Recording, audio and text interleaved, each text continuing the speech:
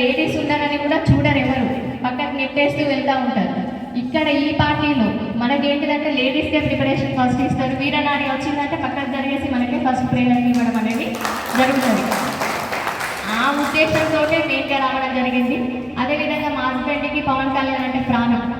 తన ఆరోగ్యం ఇప్పుడు సహకరించకుండా కూడా బెడ్ పైన మామూలుగా తనకి బ్రాంకైటిస్ క్యాన్సర్ అటాక్ అయింది, బెడ్ మీద పడుకొని నేను ఎందుకంటే మీకు అంత శ్రమ, కీమో ఆల్రెడీ నరాలకి ఎక్కుతున్నా కూడా సభ్యత్వం చేయాలి, కనీసం కొంతమంది కన్నా ఈ పార్టీలో అవకాశం కల్పించాలి అని బెడ్ పైన పడుకొని సభ్యత్వం చేస్తున్నాను. అలా చేశాను కాబట్టి నేను అలా పొజిషన్లో ఉండి కూడా ప్రతి మీటింగ్కి నేను అటెండ్ కావాలి. నా ప్రాణమే జనసేన పార్టీ, పవన్ కళ్యాణ్ సార్. మీకు నా ప్రాణాలు ఉన్నంత వరకు పార్టీ కోసమే కృషి పడతానన్నారు. తన కోసమని నేను రాజకీయాల లోపలికి రావడం అనేది జరిగింది.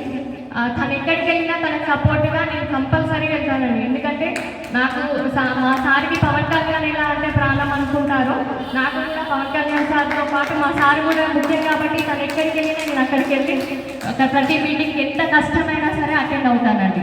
మెయిన్గా దానికోసమని రాజకీయాల్లోకి రావడం జరిగింది. సార్ చేసే పనులు అంటే బయట రాజకీయాలను చూస్తున్నాం మనం, వాళ్ళు చేసే పనుల్లో ఎంతవరకు వాళ్ళు న్యాయంగా చేస్తున్నారు, వాళ్ళు ఏం చేస్తున్నారు చూడండి. ఇప్పుడు మొన్న సర్జరీ అయింది సార్, వేరే రాజకీయాల్లో ఏం చేస్తారు, గవర్నమెంట్ నుండి వస్తుంది కాబట్టి అది తీసుకొని సర్జరీ చేయించుకుంటారు.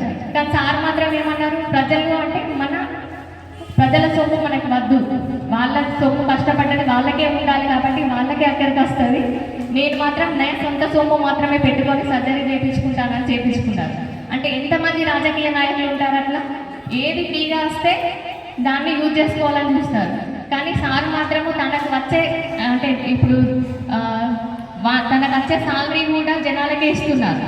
అంటే చూడండి, అట్లాంటి రాజకీయ నాయకుల్ని మనం తీసుకొచ్చుకొని మన లోపల ఉంటే మనం ఎంత డెవలప్ అవుతాం, మన తెలంగాణ ఎంత వృద్ధి చెందుతుంది అనేది మీరే ఆలోచించాలి.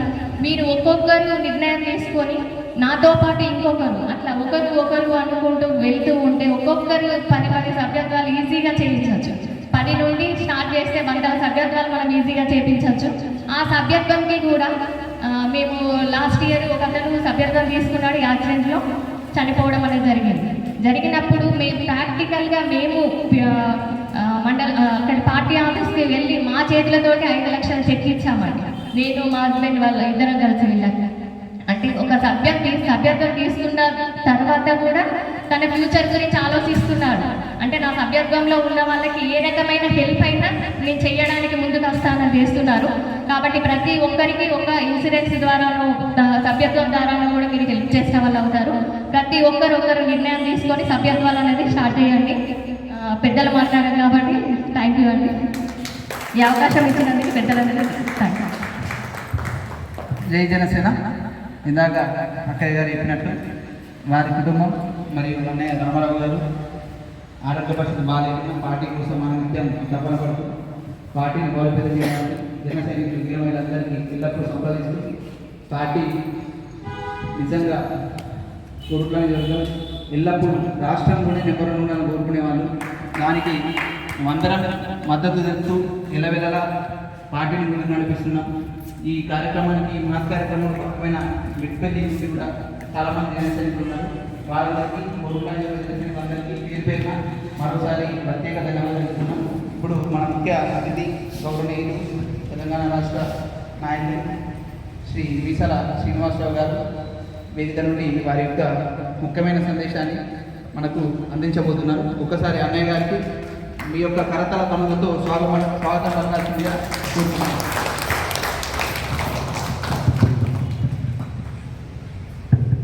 వేదికపై ఉన్న పెద్దలందరికీ, నా తోటి జన సైనికులకు, వీర మహిళలకు అందరికీ పేరు పేరున నమస్కారం. ముఖ్యంగా మొన్న ఎలక్షన్స్లో పోటీ చేసి గెలిచిన వారికి ప్రత్యేక నమస్కారం. గెలవకపోయినా పోటీ చేసిన వాళ్ళకు కూడా ప్రత్యేక నమస్కారం. రాజకీయాల్లో గెలుపు ఓటమి ముఖ్యం కాదు, రంగంలో ఉన్నామా లేదా అన్నది ముఖ్యం.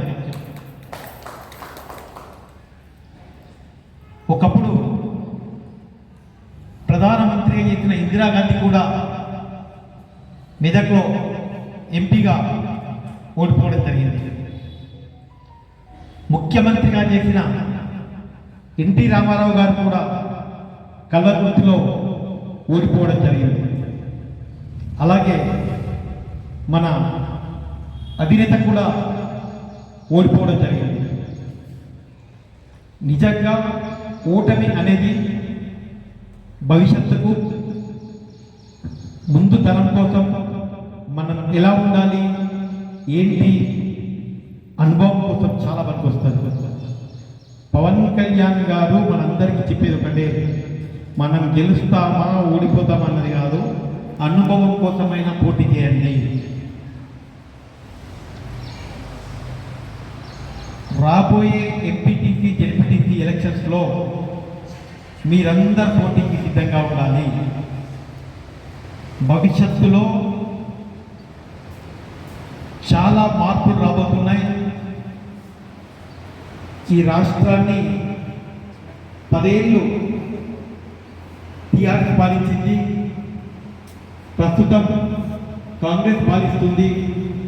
కానీ నేటి ఓటర్ నాడి ఏంటంటే మార్పు కోసం కొత్త పార్టీలు రావాలి. ఈరోజు తెలంగాణలో పొలిటికల్ వ్యాక్యూమ్ ఉంది. జనసేన అనే కీలక పార్టీ కాబోతుంది. పవన్ కళ్యాణ్ గారు తెలంగాణకు ఆంధ్రప్రదేశ్కు పరిమితమైన వ్యక్తి కాదు.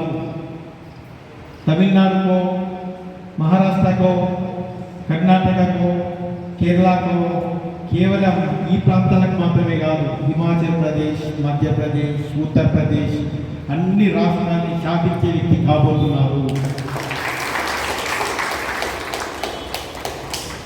పవన్ కళ్యాణ్ గారి శక్తి ఏంటో అసలు మనకి చాలా తక్కువ తెలుసు. మనందరికీ ఆయన శక్తి ఏంటో ప్రధానమంత్రులందరూ కూడా ఎక్కువ తెలుసు.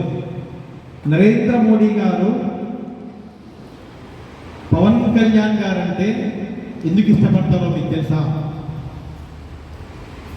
ఎందుకు ఇష్టపడతారో మీకు తెలుసా?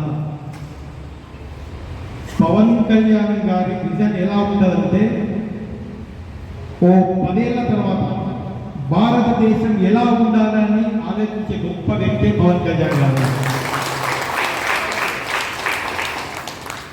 ఆయన వ్యక్తిత్వం, ఆయన ఐడియాలజీ, ఆయన్ను కళ్ళతో చూసిన వాళ్ళకే తెలుసు. ఆయనతో వ్యక్తిత్వాన్ని కానీ దోస్తాన చేసి అనుభవించిన వాళ్ళకే తెలుసు. కానీ నేను పవన్ కళ్యాణ్ గారిని దేవుడు అని చెప్పట్లేదు, కానీ ఆయన దేవుడి రూపంలో ఉన్న మనిషి. తెలంగాణలోనే కాదు కదా, ఆంధ్రప్రదేశ్లోనే కాదు కదా, దేశంలోనే కాదు కదా, ప్రపంచంలో కూడా పవన్ కళ్యాణ్ గారిని విమర్శించడానికి ఏ ఒక్కరికి కూడా అర్హత లేదు. Non connected. ఆయన రాజకీయాలకు వచ్చి డబ్బులు సంపాదించలేదు, డబ్బులు సంపాదించాక రాజకీయాల్లోకి వచ్చాడు. రాజకీయాల్లోకి వచ్చిన తర్వాత కూడా డే అండ్ నైట్ కష్టపడుతూ మళ్ళీ సినిమా గీస్తూ కూడా ఆయన నిజాయితీగా బతుకుతున్న వ్యక్తి పవన్ కళ్యాణ్. అందుకే నేనేమంటే ఆయన అంజనీ పుత్రుడు పవనసుత నాముడు, అంజనీ పుత్రుడు పవనసుత నాముడు. పవన్ కళ్యాణ్ అంటే ఈరోజు యువకులకే కాదు, పవన్ కళ్యాణ్ 3 తరాల వాళ్ళు లైక్ చేస్తారు. 15 ఏళ్ళ పిల్లలు లైక్ చేస్తాడు, 45 ఏళ్ళ మామ లైక్ చేస్తాడు, 80 ఏళ్ళ తాత కూడా లైక్ చేస్తాడు. అది కేవలం దేశంలో అది ఒక్కళ్ళకి మాత్రమే ఉంది, దట్ ఈజ్ పవన్ కళ్యాణ్. అలాగే ఎవరైతే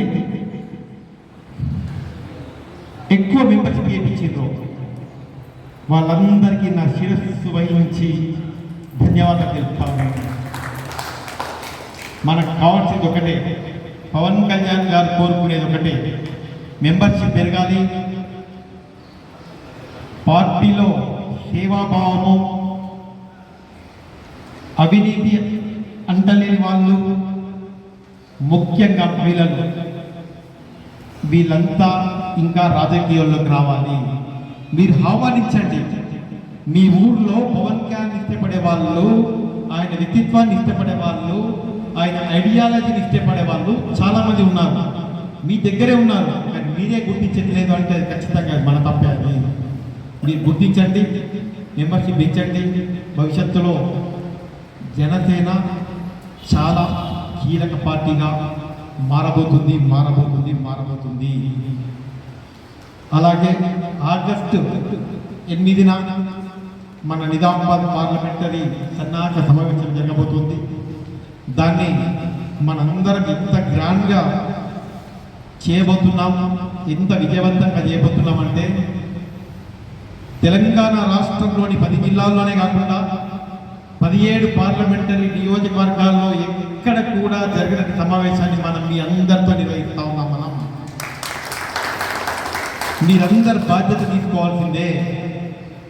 ముఖ్యంగా ఇక్కడ ఇంతమంది ఉన్నాం, ఎవరన్నా ఇక్కడ డబ్బులు ఇస్తే వచ్చిన వాళ్ళు ఉన్నారా? ఎవరన్నా ఏ ఒక్కరైనా డబ్బులు ఇస్తే వచ్చిన వాళ్ళు ఉన్నారా? మీది మీరు కష్టపడుతూ మీ సొంత డబ్బులతోని కండువ కనుక్కొని మీరు పెట్రోల్ కొనుక్కొని బండి మీద మీరు వచ్చిన వాళ్ళు ఉన్నారు. అందరు బండి లేకపోతే బస్సు మీద కూడా వచ్చిన వాళ్ళు ఉన్నారు. అది కేవలం జన సైనికులకు మాత్రమే ఒక వాల్యూ. అది అందరం పవన్ కళ్యాణ్ గారి కోసం 10 రూపాయలు ఖర్చు పెట్టేటోళ్ళమే, కానీ పవన్ కళ్యాణ్ గారి పేరు మీద ఎవరైనా 10 రూపాయలు సంపాదించి ఉన్నారో ఎక్కడైనా పేరు చెప్పుకొని లేరు. ఒకవేళ కనుక నిజంగా అలాంటి వాళ్ళు ఉంటే కనుక వాళ్ళు ఏమన్నాను మనం? దొంగ ఓట్లుంటాయా? ఇంకా అంతకు మించి 840 దొంగ కాదు, దొంగలకు దొంగ. ఓకే, సో మనం మన స్థాయిలో కష్టపడుతూ పార్టీని బలం చేద్దాం. మీరు మీ గ్రామంలో ఎంతమంది పవన్ కళ్యాణ్ ఇష్టపడే వాళ్ళు ఉన్నారు, వాళ్ళని ఒక గ్రూప్ క్రియేట్ చేయండి. మీరు చాలామంది తయారవుతారు. మీకు తెలుసో తెలియదో, కాంగ్రెస్లో ఉన్న వాళ్ళు కూడా, టీఆర్ఎస్లో ఉన్న వాళ్ళు కూడా ఖచ్చితంగా పవన్ కళ్యాణ్ ఇష్టపడే వాళ్ళు చాలా మంది ఉన్నారు. కాకపోతే పవర్ పార్టీ విషయంలో కానివ్వండి, వాళ్ళు ఆ పార్టీలో వాళ్ళ వ్యాపారాల కోసమో వాళ్ళ ఇతర అవసరాల కోసమో వాళ్ళు ఫిక్స్ అయి ఉన్నారు. కాబట్టి పార్టీలోకి ఇప్పుడే రాలేకపోతున్నారు.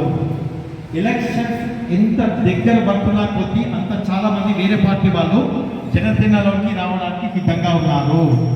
మీకు ఇంకో విషయం తెలుసో లేదో, నేను అధిష్టానం అప్పగించిన ఒక పని మీద నేను మొన్న మీ అందరికీ తెలియకుండా ఎవ్వరికి చెప్పకుండా కూడా మీ కొడుకుల మెట్టిపెళ్ళి వచ్చిపోయాను. మీరు అడుగుతున్నారు, అన్నారండి మీకు నిర్మాణం చేస్తాము, మీకు బైక్ ర్యాలీ చేస్తామని చెప్తున్నారు. కానీ నేను వచ్చిన ఒక 4 వ్యక్తులు కలిసిపోయినా. ఎందుకు కలిసినా తెలుసా? వాళ్ళని పార్టీలోకి ఆహ్వానించడానికి వచ్చిన నేను.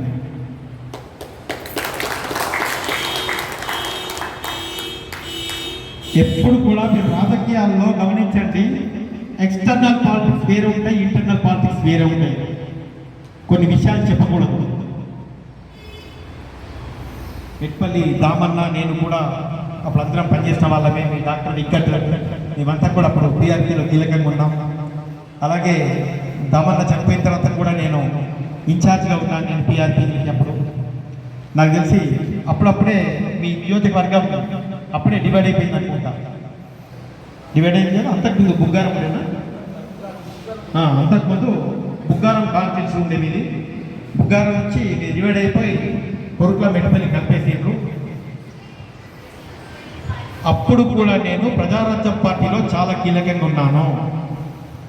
ప్రజారాజ్యం పార్టీలో యువరాజ్యం వింగ్లో పవన్ కళ్యాణ్ గారు స్టేట్ ప్రెసిడెంట్గా ఉన్నప్పుడు నేను స్టేట్ ఆర్గనైజింగ్ సెక్రటరీ చేసినాను. నేను పవన్ కళ్యాణ్ గారి గురించి ఇంత బాగా చెప్తున్నా అంటే కారణం ఏంటంటే ఆయన్ను చాలా దగ్గర నుంచి చూసినాను నేను. ఆయన ఏంటి అన్నది మీరందరూ గుర్తుంచుకోవాలి. Thank you.